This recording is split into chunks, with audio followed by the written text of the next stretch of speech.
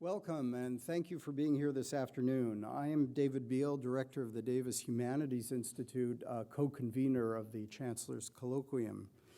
It's my great pleasure to welcome you to this first event in the Chancellor's Colloquium Distinguished Speakers Series for 2013-2014.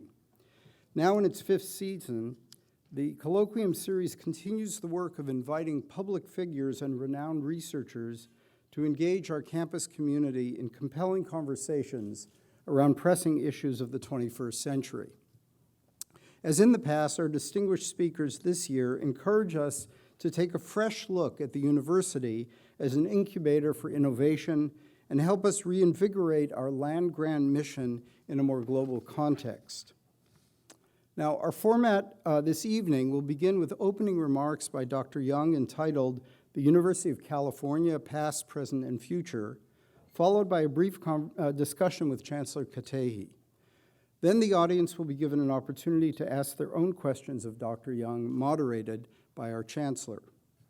Allow me first to introduce Chancellor Linda Katehi. Chancellor Katehi became the sixth Chancellor of UC Davis in August 2009. As the university's chief executive officer, she oversees all aspects of the university's teaching, research, and public service mission. She also holds UC Davis faculty appointments in electrical and computer engineering and in women and gender studies. More than anything, she is recognized nationally and internationally as a compelling leader for higher education, the importance and value of scientific research, and she is also a passionate advocate for each and every one of our students. Please join me in welcoming our esteemed Chancellor, Linda Katehi.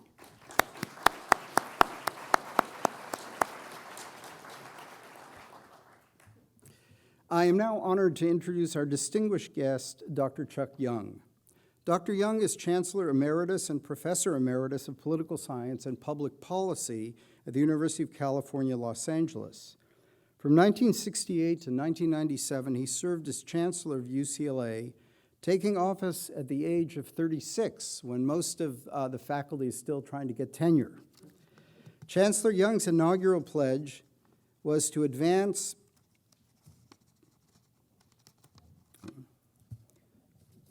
UCLA, quote, from the second level of good universities to the first rank of excellent universities. I might add that Chancellor Katehi and I both have degrees from UCLA at the time when Dr. Young was Chancellor. Under his subsequent leadership, UCLA did indeed move into the elite company of the nation's finest research universities. His leadership at UCLA was distinguished by a commitment to excellence that pervaded every facet of campus life.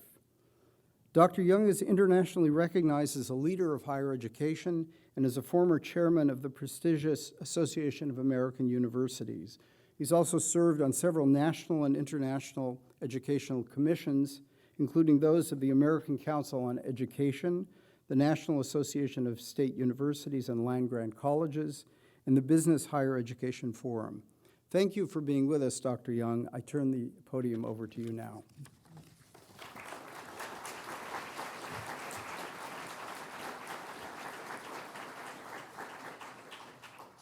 Something's happened to my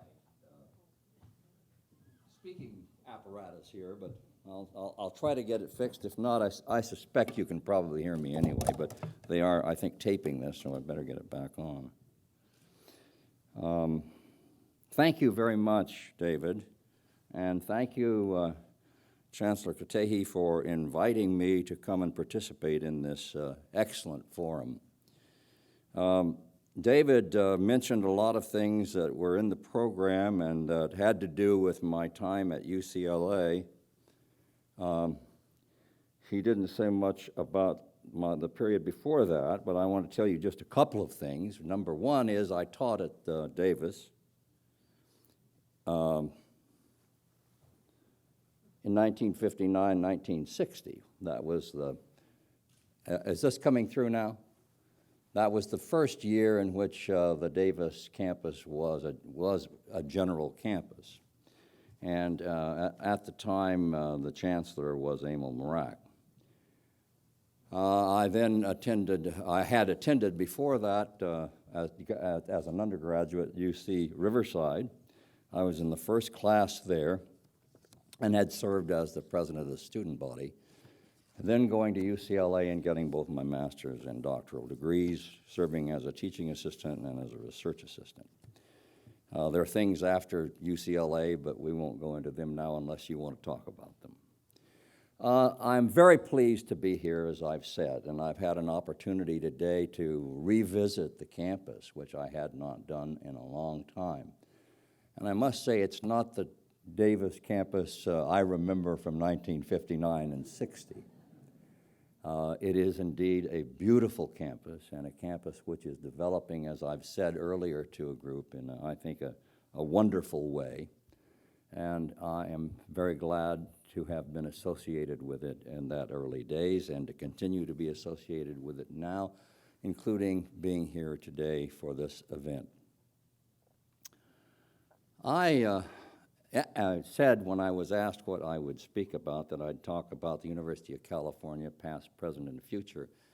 I spend a lot of time thinking about the University of California, and for a lot of people, much too much time speaking about it. I have the ability to talk about things sometimes in ways that people don't like, and sometimes too long and too loudly, as far as other people are concerned. But I feel so strongly about the University of California and about the role it has played, is playing, and ought to be able to play in the future, and the way in which it can continue to be the kind of university it was in the past, that I cannot divorce myself from continuing to be involved in these discussions. Let me say a bit about the history of California and the history of the University of California. California had begun to wake up in the 20s and 30s a bit, especially in the 30s, when it came to be the home of motion picture industry, which was really its first major industry, other than farming, which has always been, I suppose, its major industry. Then, during the war, during World War II, many things happened in California. It became the manufacturing home of much of the war material that was used in winning World War II. During that period, there was a substantial excess in terms of income over expenses, and a war chest was developed under Governor Earl Warren, which was then used to help launch the university off on a more rapid pace immediately after World War II. Now, when I speak of the university at that point in time, I'm really speaking primarily of the Berkeley campus, but UCLA was coming along, and Davis was, at that point in time, still the university farm. UC Riverside was the home of the Citrus Experiment Station, and of course the UC San Francisco Medical Center and facilities. But the University of California and California itself grew up together, and they fed each other. California clearly could not have moved as rapidly and as well as it did without the succor of the University of California. And the University of California obviously could not have succeeded without the strong support of the state of California. And we went through several kinds of phases. First was after World War II, the defense industry, especially the airframe industry, and then the space industry, and then the biotech industry, and the tech industry generally. And these all were very much related to the University of California. If you look at where these various entities developed, they developed adjacent to the University of California campuses. Now, that's what happens nationally, it's what happens around the world, but it was especially true in California. And during that period of time, through one governor and another, but especially with Earl Warren and then with Pat Brown, the university was extremely well supported. It was well understood. The members of the Board of Regents understood the university. The regents of the University of California were independent in their thinking and helpful to the university in every way possible. And the funds flowed increasingly to the university to enable it to do the things it needed to do to stay at the forefront of research and teaching to the great benefit of the state of California. Now, there were ups and downs. There were good budget years and bad budget years. There were cycles. Perhaps you'd have 2 or 3 good years and 2 or 3 bad years, but a bad year wasn't really bad, and a good year was pretty good, until about the late 1970s, and then things began to change. And since that time, I think we've been pretty generally on a downward trajectory in terms of support from the state. Now, as your chancellor reminded me in a discussion at noon with a number of her colleagues, that is something that happened nationwide. While the University of California has suffered, the public universities across the country have suffered as well. And they've suffered long before there was a great recession, although they suffered more severely during that recession than they had previously. One of the things I want to say to you, and I hope to be able to at least convince you that this is something worth looking at, is that the economic problems of the state of California, and therefore the ability of the state of California to support its university, are structural. And they are not going to go away with the end of this Great Recession. They are structural for a whole range of reasons, but I will mention 2, or perhaps 3, 2 and a derivative or a cause that are extremely important. The first was the passage in 1978 of Proposition 13. Proposition 13, most people would say, was a proposition which made it possible for people who otherwise would have their property taxes rising so rapidly that they might not be able to stay in their homes, to stay in their homes. And I think if you asked 100 people, 99 people would say that's what it was. Those who would say anything. A lot would be like the people today who are saying that the Obamacare law is bad, but what's the real name? The Affordable Health Care Act is good. And there would be a lot of people who would have the same kind of confusion about Proposition 13. Proposition 13 did 2 things which will be with this state until it is repealed, if it ever is. One is that it took away the ability of local government, including education, which was local school districts, to fund their operations from their own resources, which were primarily property taxes. And that meant that somebody had to pick up that expense. And the state of California picked it up. The state of California at that point in time, under the current governor in his first incarnation, had a surplus. And so they said, oh, well, we'll pick up the cost of the public schools. Well, the cost of the public schools is a very substantial obligation. And as the resources of the state began to wane, the ability to maintain the public schools began to get very difficult. Now, another thing that did is put the state into a situation in which its main source of income is a very inelastic one. The income tax, which rises and falls dramatically everywhere, but especially in California because of some of the peculiarities of its industry, and especially the effects of long-term capital gains on the ability of the state to have the revenues it needs. The second major problem was again another proposition which was passed in 10 years later, Proposition 98, which mandates that a certain percentage, about 48%, I think it is, of the state's general fund must go to the public schools. It not only said that, it said that when the state doesn't have enough money to fulfill that commitment in a given year, it creates an obligation on the state to repay the local districts, to pay at a later date what was not paid at that time. So the state at the present time is in the situation in which an overwhelming percentage of its general revenues has to go to the public schools.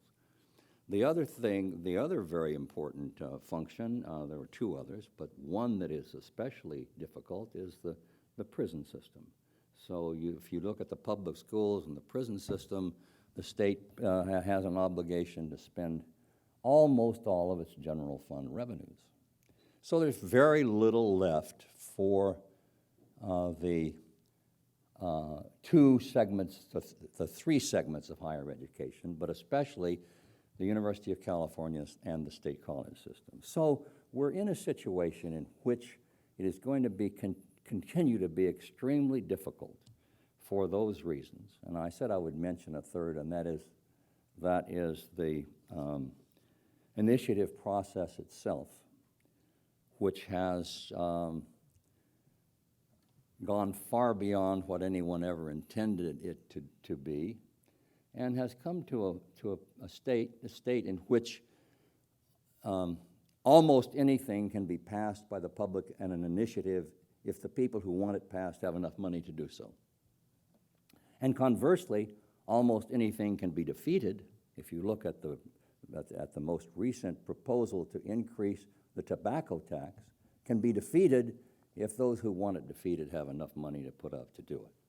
So that is always kind of hanging over us, and is something I think which needs to be looked at. But the thrust of my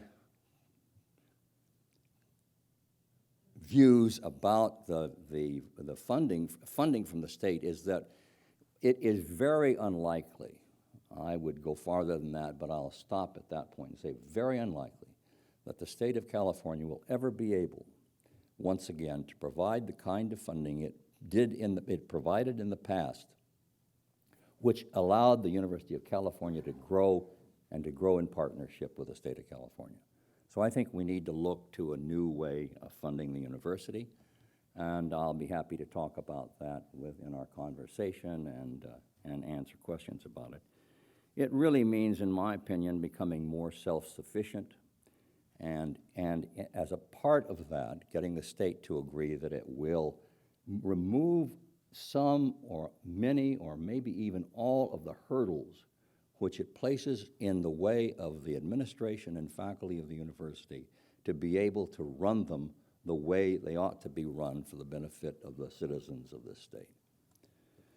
I have one other point I want to just spend a minute or two on and then move on to the discussion, which is, I think, probably much more likely to be helpful and interesting than my own comments. And that is that it is high time for the University of California to understand that it needs to very substantially decentralize its operations.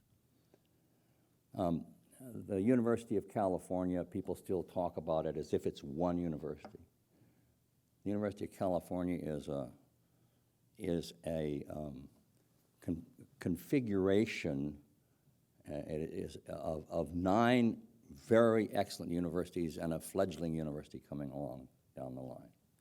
6 of its universities are members of the Association of American Universities, which is a club you don't join, but a club to which you get invited.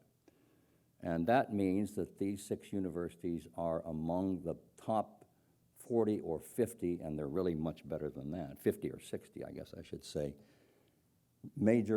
top 50 or 60 major high-quality universities in the country. And I think we need to begin to look at the university as if that is really the case. And while we may want to continue talking about the University of California, in many respects it's a fiction. It may be a very useful fiction, but I think we need to look at it that way. And that means that we need to look at how you manage a consortium of universities rather than a university with a group of campuses which needs somebody to look over them. The faculty and administration of UC Davis do not need somebody to look over them. They know how to run a university. They do a damn good job of it. And what they need is some people in the Board of Regents and in the Office of the President to help all of the universities in this consortium gain funds from the state and work with the state and other agencies, including the federal government, to keep the relationships that it needs in proper perspective. It needs a Board of Regents which turns its attention to the development of policies for the campus and gets out of the business of doing the transactional things that need to be done on the campuses.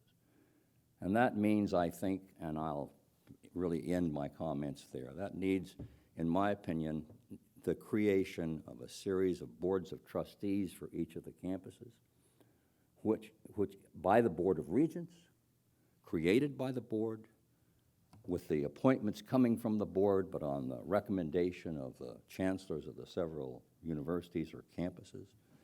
And with those boards being delegated the authority to do the transactional business of the university, allowing the university and the Office of the President to turn its attention to policy, which it does not do now because it and they are so busy doing the transactional business that they love to do.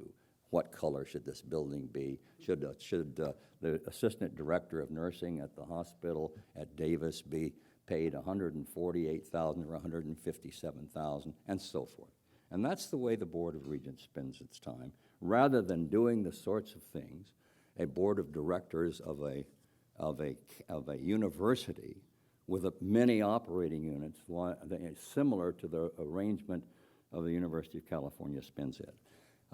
I've laid out some things about which a lot of people agree and a lot of people disagree, and that surely will be the case for you here. And Linda, I'm sure, will want to challenge me on some things, ask questions about others, and I look forward to the opportunity to answer your questions following that discussion.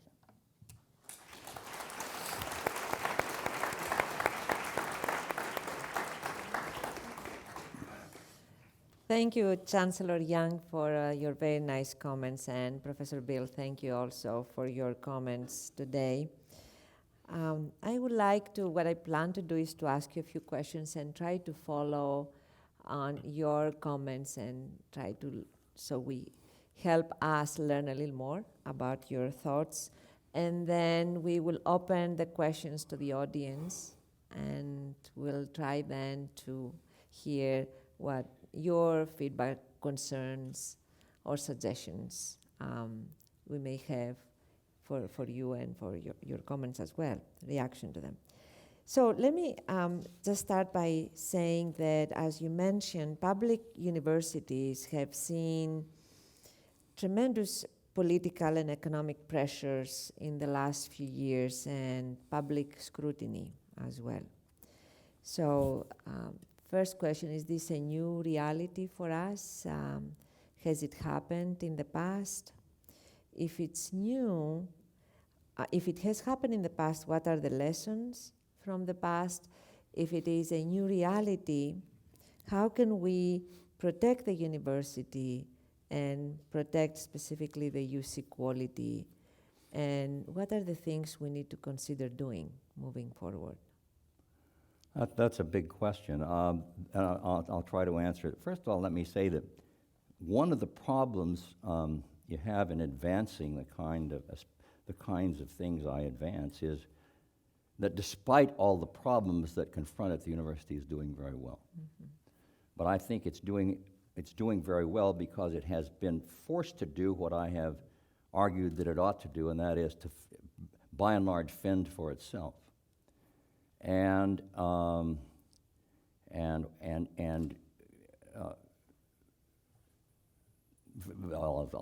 leave it there. So it has found other ways to fund the great programs that it needs to provide. It's found it by increasing student tuition and other funds. It's found it by dramatic increases in support from federal contracts and grants, and from private funds, and from business operations that produce income back to the university. So I think the universities, the University of California and the others that we are very much like, need to move forward along those lines and recognize that that's where the money has come from increasingly over the years, and that's where it's increasingly going to have to come from in the future. A group of ex-chancellors, including Larry Vanderhoff, I think there were about 23 of us, met together in San Francisco 2 years ago, last June, I think it was, to discuss these issues. And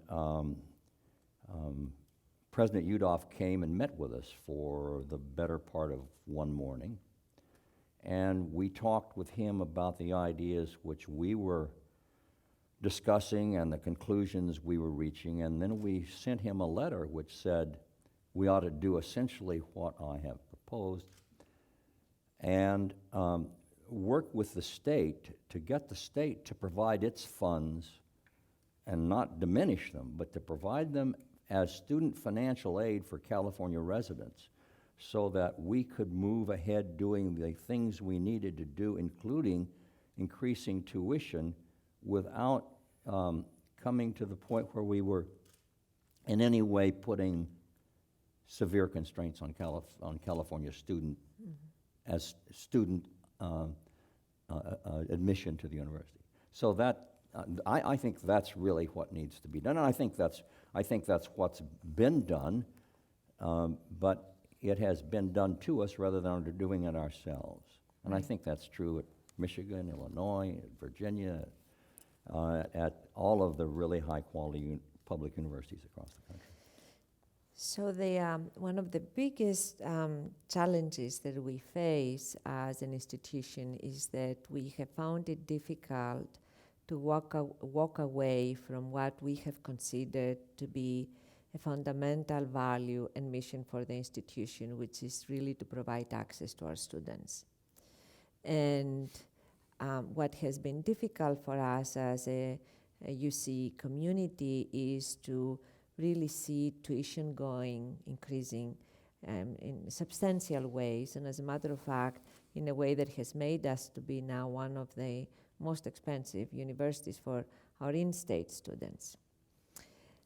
And that has been an issue, of course, that has concerned us and many others. So when UCLA took a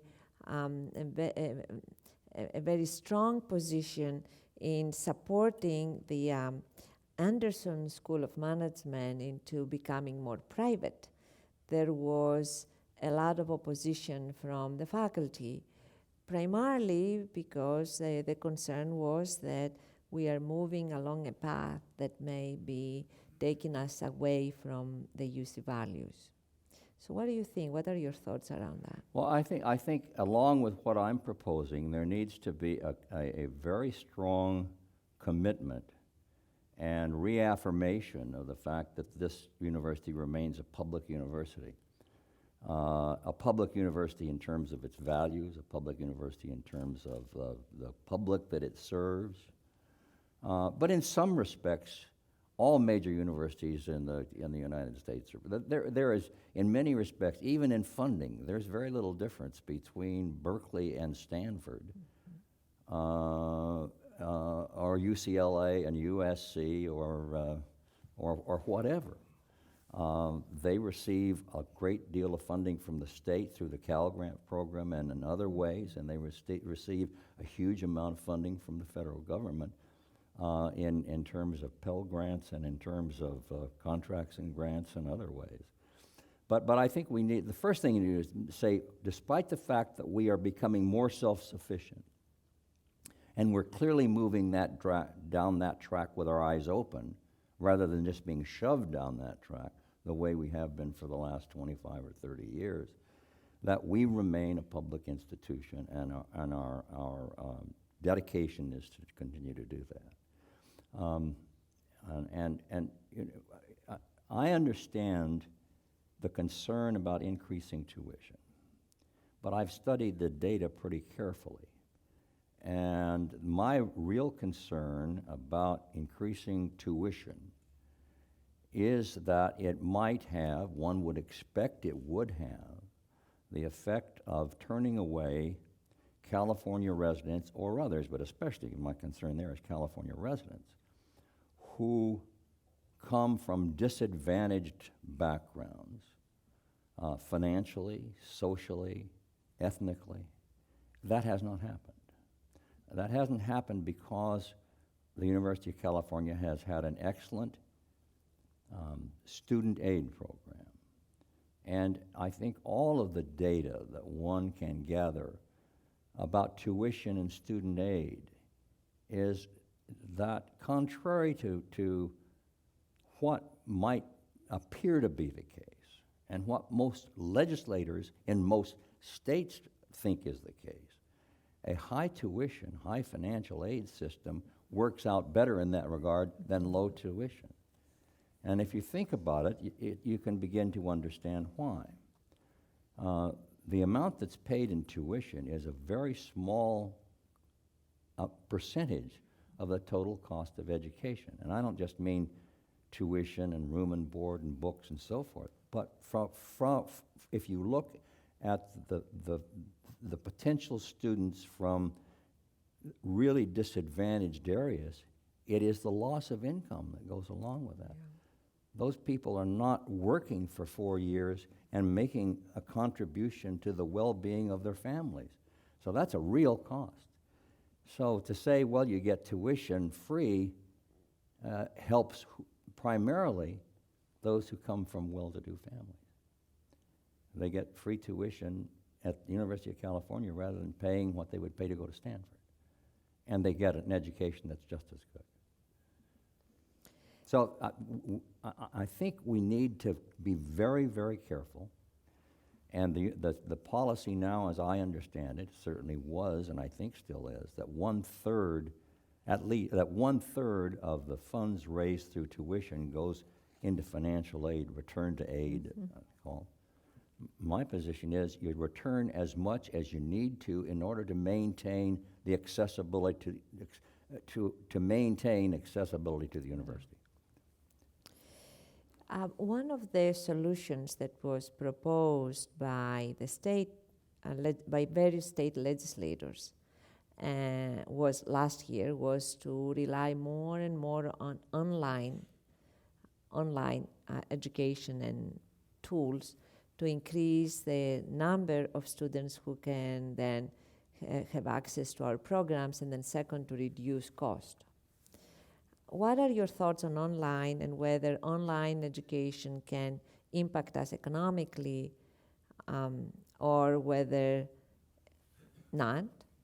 And what do you think about online education and its impact on learning or delivery of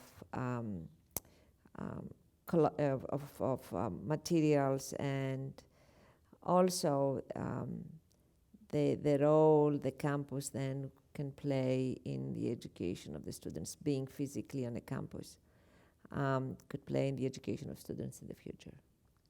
I think online education is a very useful thing. I've been as was stated in the introduction, I've been at this a long time. I remember when the first distance universities in Britain were established, and people were telling me that's the wave of the future. The old-fashioned university with a campus is no longer going to be around. We're going to be doing distance education. And when online things came along, I was told the same thing, and I was told you don't really need libraries anymore. After leaving UCLA, I ended up being president of the University of Florida for 4 years. And my predecessor had reached that conclusion and didn't believe in libraries, and he left a library that was in shambles, and I had to rebuild it. What's happened is that libraries are getting more use today than ever. And that's in part because of the fact that the students and others are learning online and learning how much more there is to learn, and they're using the libraries. That's part of that. I think online education can be useful.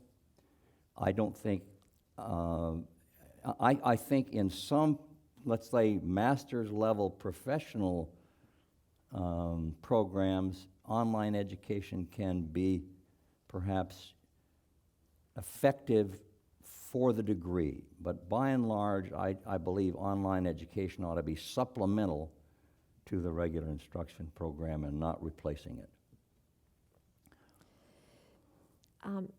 Let us talk about the way a university has been able to change. I mean, this is, we know that universities, for all kinds of good reasons, have policies and processes that are not very easy to change in many ways, and then in some ways they slow the academy in trying to accept and implement new ways in many different areas.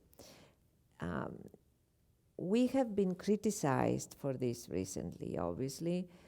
We hear a lot across the board, and we see a lot of publications written about how slow higher education is to change, or how unwilling we are, specifically faculty, to accepting, if you like, or embracing change. What are your thoughts on this? Well, I think the universities are slow to change. They are protectors of the body of knowledge. They are the repositories of history. The people who are teaching the students and managing the affairs of the universities see it as a long-range proposition, and therefore they change slowly. But I think they've changed dramatically over a reasonable amount of time since, let's just pick since 1964, which was the start of the free speech movement. Universities today are dramatically different than they were then. And I was around, I was a vice chancellor at the time, working with those students. As a kind of a offhand, not an offhand, as a comment, those students changed the world. And those students changed the universities of which they were a part. And the faculty, grudgingly to some extent, happily to some extent, faculty have about as many different views as the public generally, went along with that change. And the universities today are much better universities than they were in the pre-1964 era. For that reason, and one of the main aspects of that is the fact that they have become diverse universities. Davis, UCLA, and Berkeley are more diverse today by far than they were then. And the students who are here, whether they are from minorities or disadvantaged backgrounds or not, are much better educated than their counterparts were 30 years ago. So there is change, and I think we need to point out that there's change. You know, there are these notions that all faculty are very liberal and way off to the left. there's some liberals and some conservatives. There are a lot more conservative faculty in engineering than there are in political science. But that's, and some people think that's something that's imposed. That's because they come from backgrounds and are interested in things which are much more attractive to people of that bent. Those who are on the liberal side, those on the conservative side come from that background as well. But universities change. They change slowly.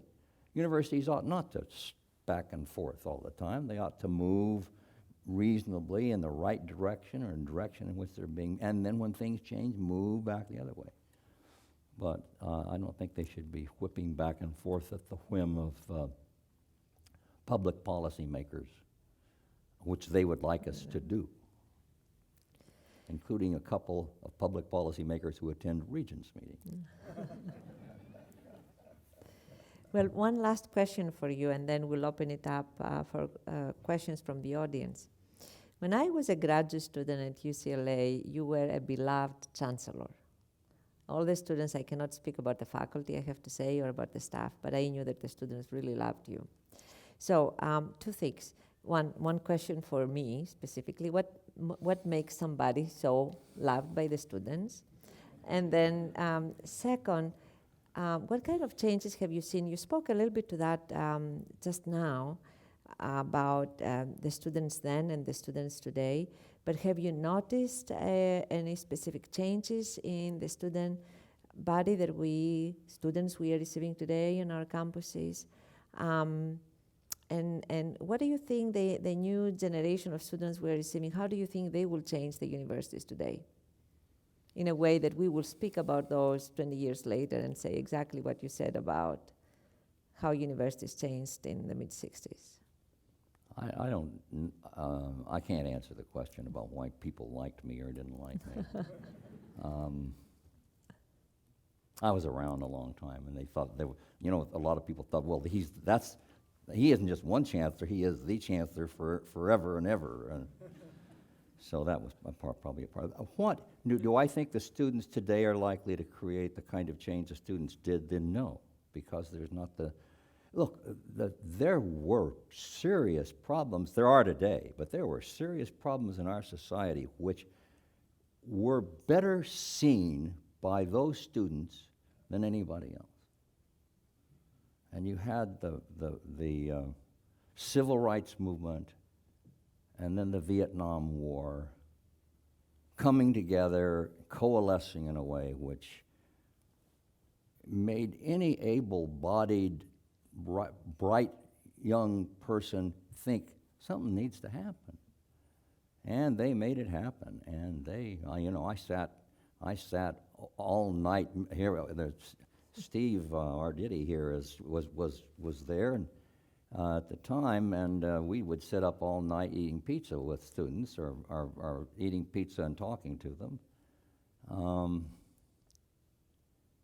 And we used to say, we'll do anything which ought to be done, but we won't do anything which ought not to be done, and we'll do what ought to be done even if someone demands it. And demanding something that ought to be done is not a bad thing. But there's changes that need to be made today, which I wish the students would get a little more into. We're living it today, especially, I guess, because of what happened yesterday. But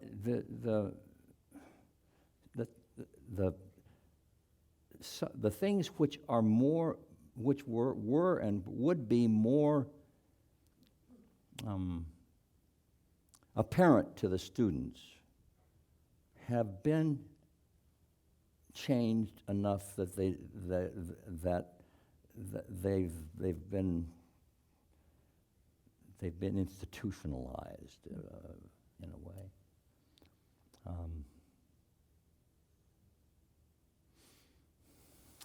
Very good. So we have now time to ask for questions from the audience, and let's start.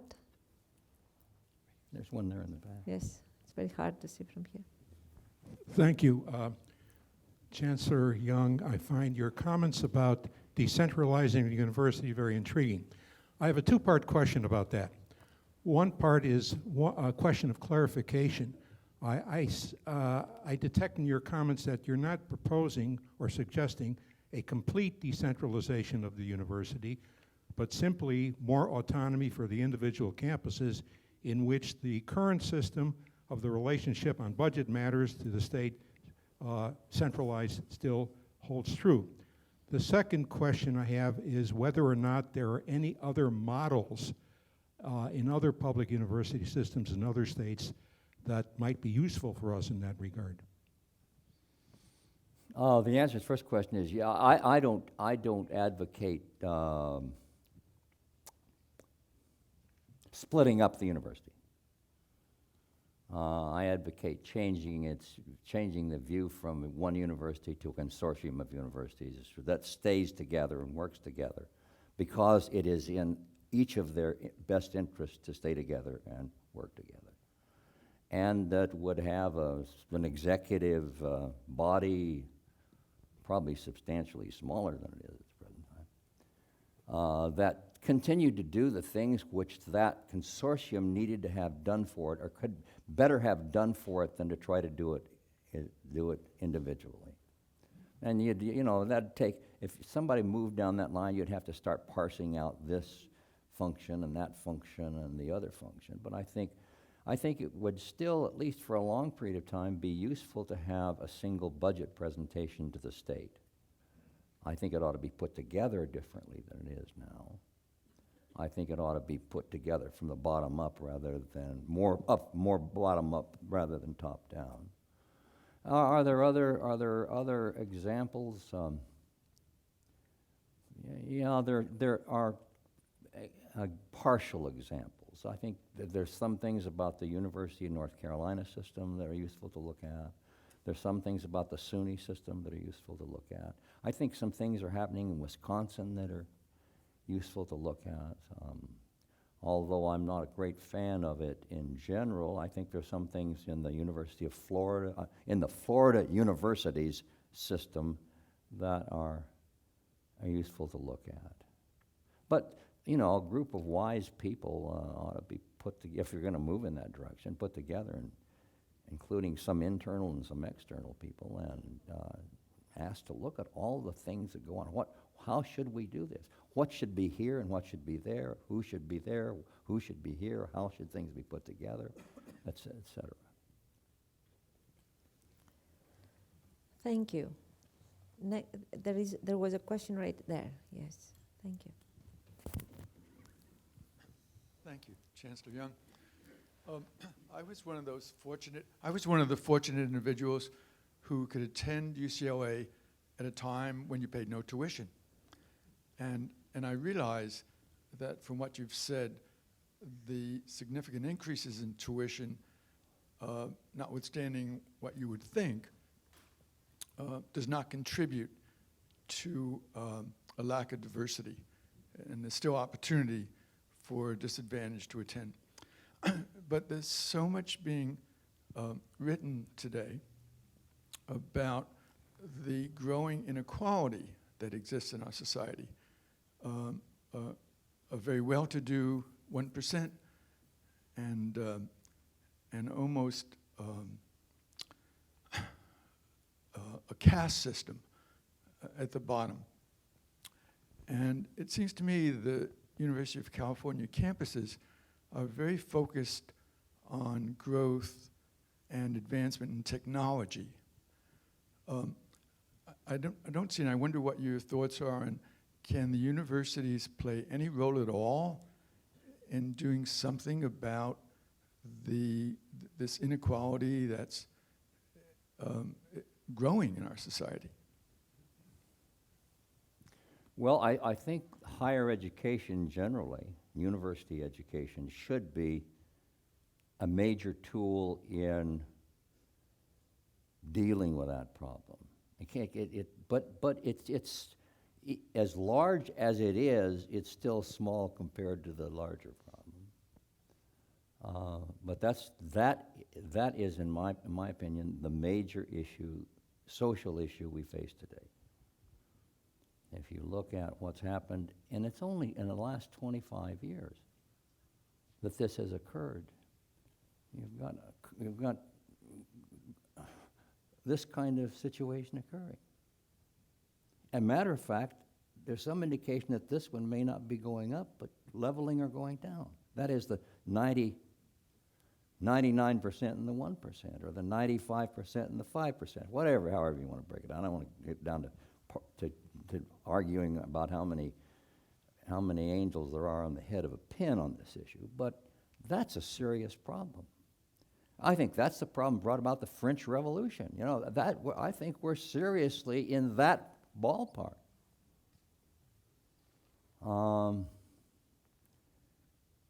But it is poo-pooed. And I hope we're educating a group of students who don't want to see that poo-pooed, they want it dealt with. Talk about getting admission to the University of California, getting admission to the middle class has become almost out of the question.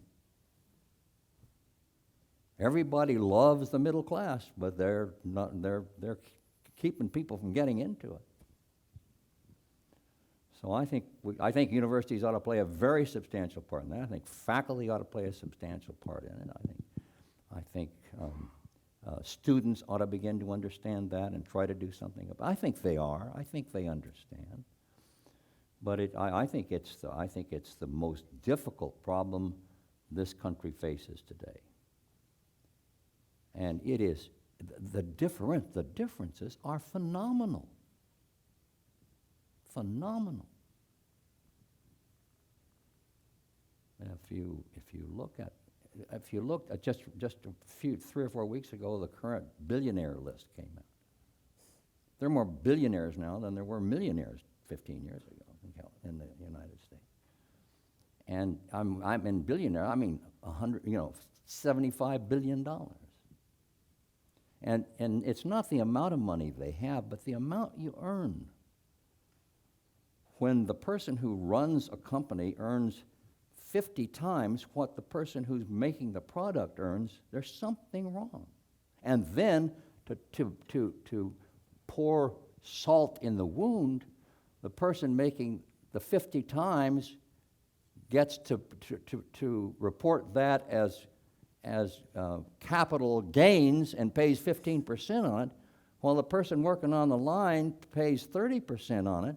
Something is wrong. And I think we better turn our minds to doing something about it. Thank you for asking that question. Yes, well, you. Yes, so there were 2 questions, and maybe we can start there and then you are the third one. Thank you. Thank you and welcome. You mentioned that education was so much better now than 30 years ago, a little earlier in your talk. And just a moment ago, you mentioned I think you said since the 80s, there's been this big change.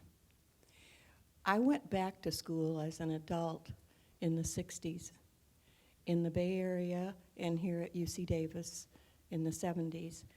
And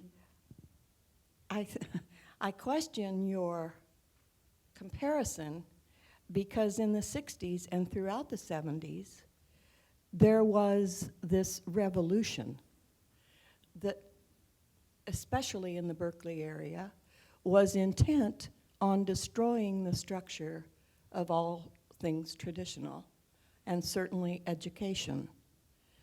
The entire slant and philosophy of teaching changed. The students wanted to desecrate the structure, wanted it to be made more liberal, and they succeeded in that. That was a real revolution. You didn't go to school and see a professor in a coat and a nice plaid shirt. You went to school and you saw the professors in ragged jeans and headbands and scruffy beards, which has become the norm today. But in 1959, it was an entirely different looking campus, and the structure of education had been formalized into a tradition. And those traditions, in my opinion, have been completely depleted. My question to you, do you feel in suggesting that the education is better today than 30 years ago, do you feel that there might be a welcome change in formality and in structure, that students finally are able to grasp that that is the better way to bring about change?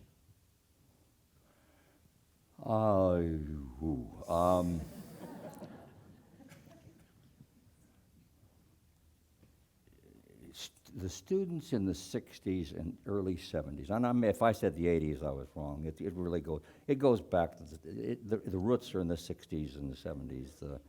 What I was referring to is the time in which we really began to get serious about and find results from diversity. But going back to what you said, the students like others who have seen wrongs and tried to right them overplayed their hand. I mean, I think that's probably the way revolutions occur. I think they to make a point, they make it bigger than it is. They railed about things that they didn't need to rail about. And they got some reactions which caused some substantial changes for a while. The educational process was in danger for a period of time, I think, through reconstitution, as it was called at the time, reconstituting the educational program, changing grading. I mean, there was a feeling that everybody was getting A's now because the faculty were afraid to give them B's or whatever. I don't know what. And there clearly was some of that. And that's probably, again, reaction, action, reaction. That probably happened in Egypt. That probably happened. Who knows what happened in Iraq? But it happened then. I think today, now faculty tend to dress differently today than they did then. Students dressed. At the University of Florida, when I met with students, they always wore suits. I said, I told them I didn't know a student at UCLA who had a suit, and all the student body officers would always come to meet me in suits. But yeah, faculty dress differently. Students dress differently. But my guess is if you look at a civil engineering class or an electrical engineering class or at a class in Jewish history or at a classics class, the class is probably being taught about the same way it was before 1964, and the data that they're dealing with is probably about the same. I think it's being probably done a little better because people have learned a lot. And when I say better in the sense I meant it before, I meant because of the environment in which the learning is occurring. Students attending classes at Davis today who are sitting next to African Americans, Chicano Latinos, Asian Americans, learn things they didn't learn before. And that's a part of the educational process. I learned as much from my colleagues when I was a student, especially as a graduate student, as I did from the faculty. And I suspect most of you did too. And it's very important. The lawyers who are graduating from Davis today are better lawyers than they would have been in that old situation. The teachers are better teachers than they would have been because they have been in a society that is like that society out there, not the sea of white male faces that before 1958 at the University of Florida was all there was. White male. That's not too long ago. So there's been a substantial transformation in our society and in our educational programs. I don't know if how many of you have seen The Butler, but I went to see it not really knowing how much it was going to get to me and how much it was going to get to that experience. If you haven't seen it, see it and think about it. Very good. Yes, There ma'am. is another question here, if we can. And then, yes, thank you. Thank you. Chancellor Young, thank you so much for being here and sort of nerding out and geeking out about UC policy. It's really a pleasure to listen to you. I'm hoping you can take us back to 1968 because it seems to me that it's a really, your appointment at such a young age is a very California story, which is this entrepreneurial risk of the scions of industry, the regents. They pick a young professor and they give him the keys to what's perhaps the Chevrolet, not quite the Cadillac yet, at UCLA, and you're able to serve 20 plus years. These days we're told we're trapped in an arms race for higher ed administrators and we have to pay them $500,000 a year to be the president of the University of California, $400,000 a year to be a UC chancellor. If we have to change the way the regents sort of govern over the system, do we also have to change perhaps the way we govern our campuses?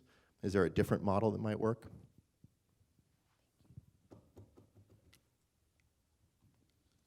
I think the model's pretty good. I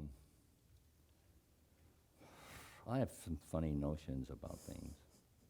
You've already found that out. We were talking earlier with a group, and we were talking about athletics, and I said athletic salaries have gotten, and I'm a big fan of athletics, gotten way out of line. Paying coaches $10 million or $8 million is nonsense. It's antithetical. It's wrong. It's morally wrong in addition to being wrong for a lot of other reasons. I think that to some extent there's too much emphasis on what you have to pay to university administrators. I don't know if 400,000 is too much. I made about 190,000, I think, or something like that. But that was a long time ago, and I don't know if you upgraded that figure to the cost of living, probably still it's still. But they were too low earlier on. I think when I first became chancellor, I got $27,000 a year. So they were a little on the low side. In some places, they're a little on the high side, I think, at the present time. I certainly think the just retiring president of the University of Ohio State, excuse me, the Ohio State, I think was making much too much money.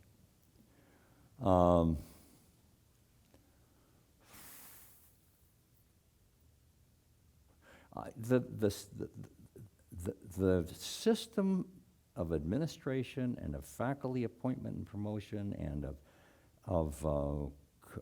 development of curriculum and admissions and the academic enterprise on the campuses of the University of California, by and large, I think works extremely well. One of the problems is that in the search for presidents, and I'm not talking about the current president, there's nothing here intended to be negative about the new president. And indeed, what I'm going to say wouldn't apply anyway.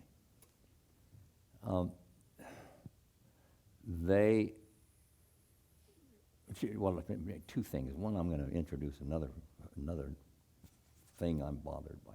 The search process is badly done. There's Larry Vanderhoff, I see back here.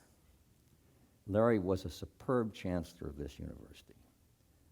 Now, I was on the board of Intel for 30 years, and I've been on a couple of other. I tried to not do that too much because I think it's being overdone by a lot of people. But I was on the board of Intel for 30 years. That's a great institution with great people.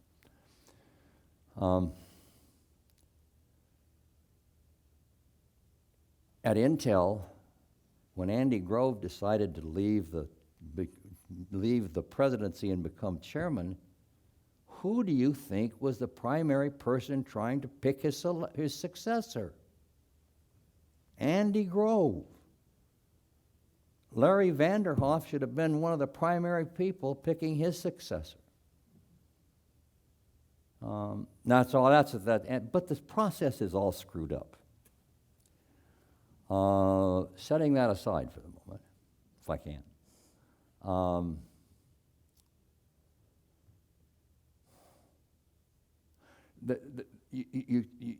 You fill these positions with people who come as presidents from other universities or provosts from other universities, and especially like the presidency of the university. And they think that job is the job they had writ large. And it ain't. It's a different job. But they come in, oh, well, I'll do what I used to do. I'll worry about appointment of, all these things which they get their hands into and mess up. And to some extent that's true, I think, of some appointments at presidents of universities or chancellors of universities. Quite often you're not looking at the right things.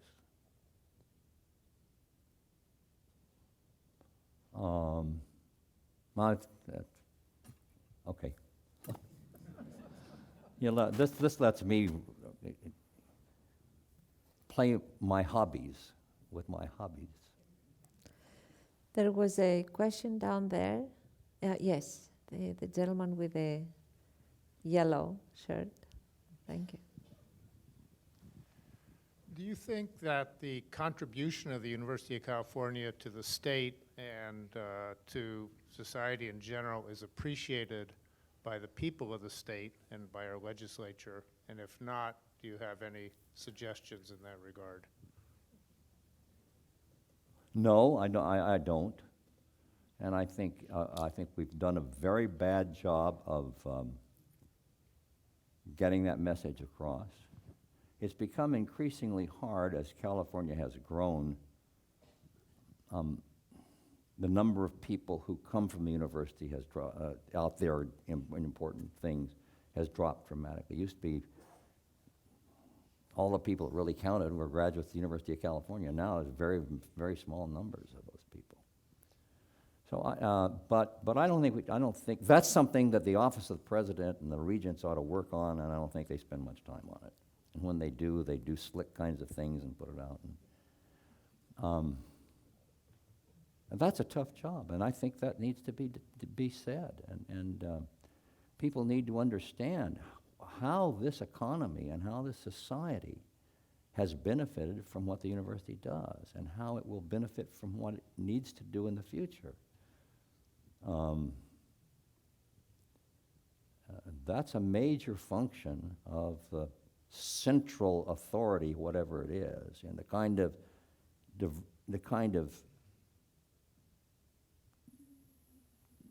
university organization I see in the future. Yes. Yeah. Go ahead with this question, and then we have one more up here. Chancellor Young, you were my chancellor when I was at UCLA for 17 years. One of the things you did, as Dr. Katehi asked you, but you couldn't answer her question, is we did all love you, and you were a great chancellor. But one of the things you did do is really developed a sense of community spirit at UCLA, which then has led many of us to give our support back to UCLA, both with our presence as well as financial support. How would you suggest that the university's campuses of the University of California engender their student populations when they leave to be loyal and give both philanthropic support, but also create opportunities for the graduates of their campuses to then give back to the campus that they came from? Well, the first thing they ought to do is make sure that that the experience the students are getting at the university is a good one, and they go away with a good taste in their mouth, and not a bad taste. But not just a good taste, a great taste. And I think the university does that to a very large extent. I've heard those kinds of things about what's happening here very, very clearly. And then you need to involve students, and you need to get them to understand early on that they have a lifetime relationship with that university, and a part of that relationship is giving back in one way or another. UCLA now raises more money than any other public university in the country. And it's right up there every year in the top 10 with all the privates. But if you make a comparison to the number of alumni, percentage of alumni who give, it's not even in the ballpark with the privates. And that's true of all the publics. And so there's something there that is broad that needs to be dealt with. I wish I knew how to deal. It's something I talk about with the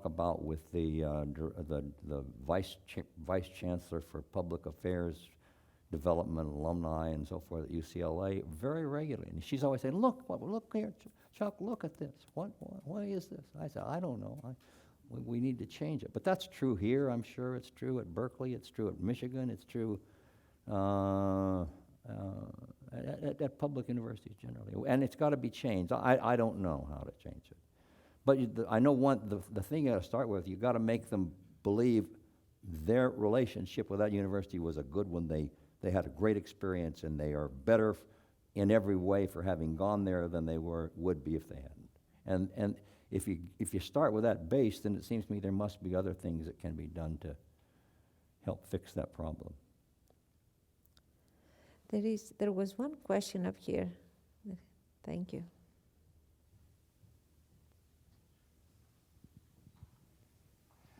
I noticed that you spent some time in Qatar, and I know that several U.S. universities have established a presence in Qatar: Cornell, Texas A&M, Carnegie Mellon, Northwestern. And I wonder what advice you would give to UC Davis and the UC campuses in general in thinking about building these bridges internationally and establishing a presence overseas. One of the things I had responsibility, I was president of the Qatar Foundation, which is, that's the Emir and the Sheikh Moza's funding. But Qatar is very different. It's a horse of a different color. It is about as different from most of the rest of the Arab states as you can imagine, including UAE. But I had responsibility for that entity, and it included Weill Cornell Medical School, Virginia Commonwealth University, Texas A&M, Carnegie Mellon, et cetera. There are a couple more. Wisconsin came along toward the end. That's an amazing. When I first asked me to do, I said, "What is this you're doing? This won't work." But it did. It worked.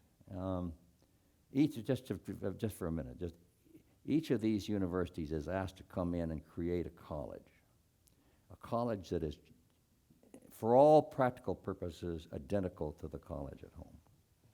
By all a lot of those early developments, people went in and took responsibility and then went out and hired faculty to go over and run it.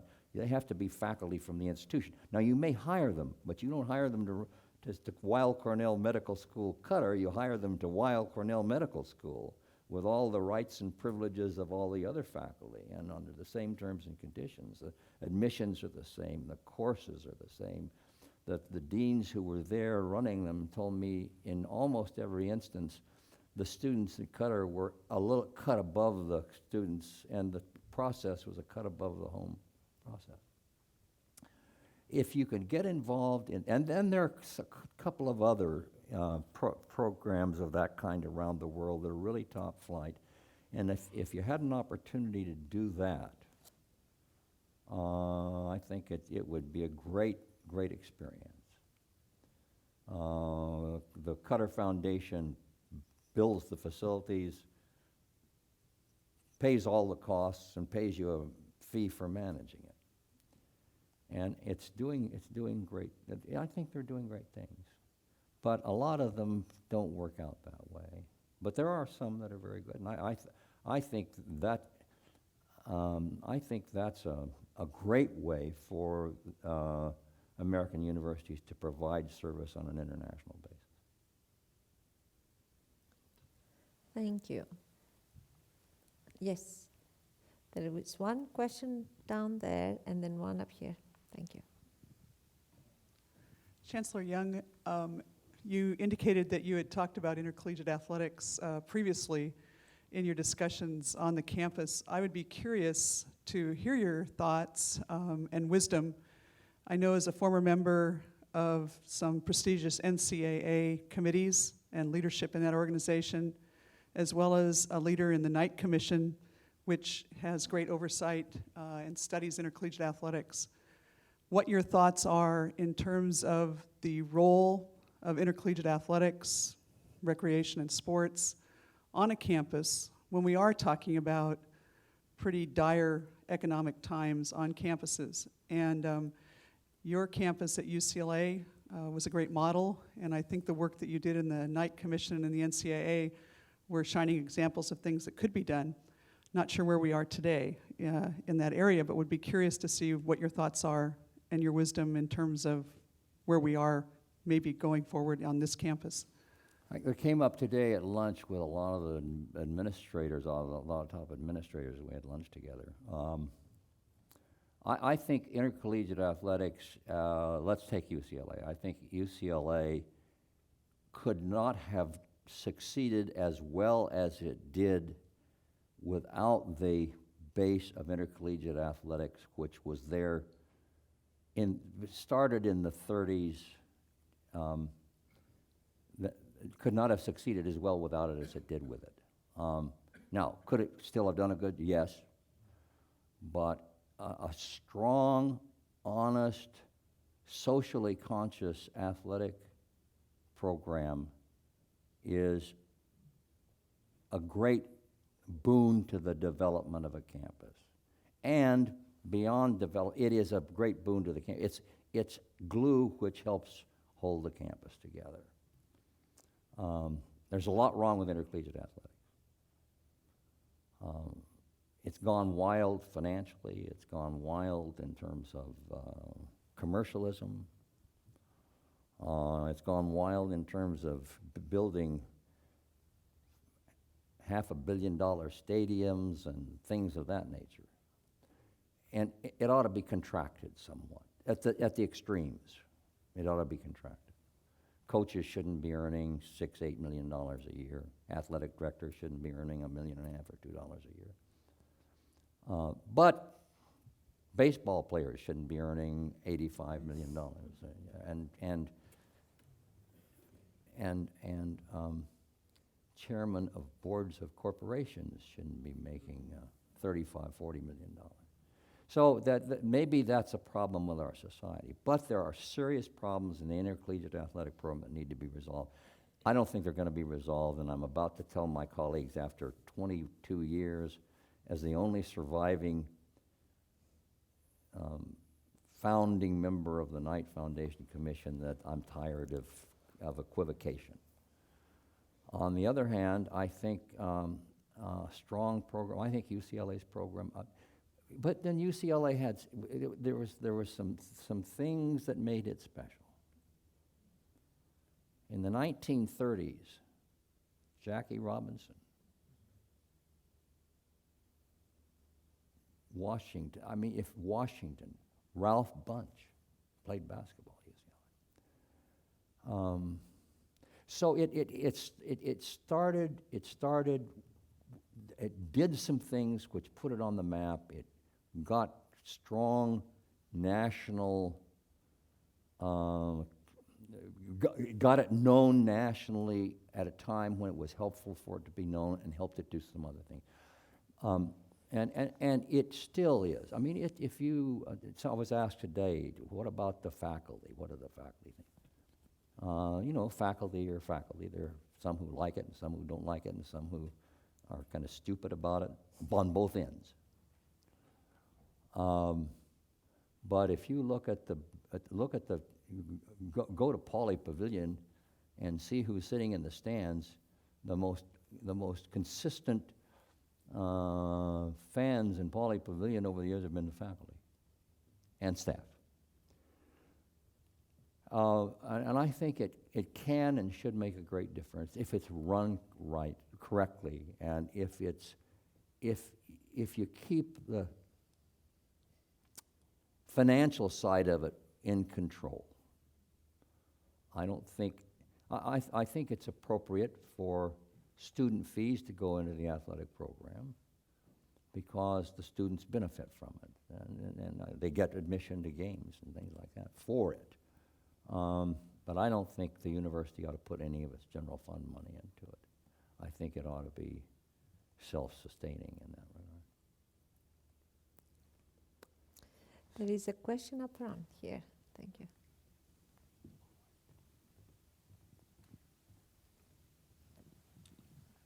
First of all, Chancellor, thank you for being here. Thank you, Chancellor Katehi, for hosting this. As someone who began learning at your feet, Chancellor, at UCLA, and thanks to you, wound up working the capital trenches in the university's behalf subsequently, I'm going to turn to a couple of observations you made and try to stitch them together just a bit more closely. One thing you said was that the primary duty of the president of the university is to be working externally to build support for the university and to try to head off unwelcome intervention. And I believe that passionately. I think that the people who are chancellors are brilliantly qualified to hire faculty and establish academic programs, raise funds locally and all that. But the president is key to that external role. So that's the first point I agree with completely. The second observation you made was that for some reason or other, our students, as they become alumni, are not doing nearly as much, at least in fundraising, as we would hope that they would. And that's true statistically. But I think the other thing we need to recognize, too, is that with all the forces at work in the political arena, forces that either want to drive resources to things other than the university, forces that want to browbeat the university into doing things that it should never be forced to do. We need much more help from our alumni, friends, and supporters in driving that message home. And, you can have the most brilliant argument in the world, you can have the most cordial relationships with policymakers, you can bring the faculty in, you can do all kinds of things. But when they're being beat on by somebody who gave them $50,000 in their last election, or listening to our pleas and our intellectual arguments, it's often just not a contest. And so somehow or other, part of the president's job, but also the chancellor, and Chuck, you pioneered some of this at UCLA, Chancellor Katehi, you're doing a great job here at Davis. But we need those people who are our alums, who are the titans of industry and all kinds of newspaper publishers and everybody else to be helping lean on those policymakers to do the right thing. Otherwise, we're not going to make it on our own. I mean, When I first started doing this, you could actually walk into a committee hearing and prepare your testimony very carefully, bring the right witness. People would actually listen, and they would decide what to do on the basis of what went on in that committee hearing. That almost never happens today. These things all just get kind of backroom decided on the basis of various forces. So that I hope that we can think a little bit about this continuum of make sure that our students leave with a good, very good taste, and that we can find ways to get them to help us both in the private fundraising, which is now so vital, as for reasons you've cited, the public goes down, but also helping us with those public decision makers. Otherwise, we're not going to get there in terms of getting the resources and beating back the destructive intervention. Thank you. Thank you, Steve. My primary focus in teaching and research, to the extent I was able to stay at it, was the legislative process. And at the time, I was working with the California legislature and Congress. The California legislature was the best deliberative body in the world. It's now probably next to the United States Congress among the worst. And that's another thing we've got to somehow repair. And there ought to be a lot of lessons that we have learned from what it used to be and what it is now that's made it that way. And one of the things is lobbying. You know, I guess I'm not surprised that legislators can be bought. I'm surprised that they can be bought for so little.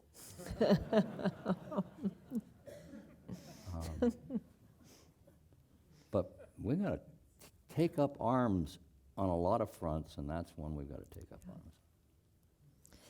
Well, with that, we would like to conclude this session. We would like to thank you, Chancellor Young, for being here with us and for sharing your experiences and your thoughts on higher education, but more specifically on the University of California. I would also like to remind you that our next speaker in this series is Dr. Hamid Dabashi, a professor of Iranian Studies and Comparative Literature at Columbia University, and he's going to be with us on January 14, 2014, to obviously talk about yet another interesting topic, and I would like to invite you for that lecture as well. So with this, I would like to invite everyone to the lobby for a small reception, and then there is an opportunity to speak with Chancellor Young and ask him some more questions. I know there are a lot of things we like About to run hear out of from him. answers, I think. Not really, I have to say.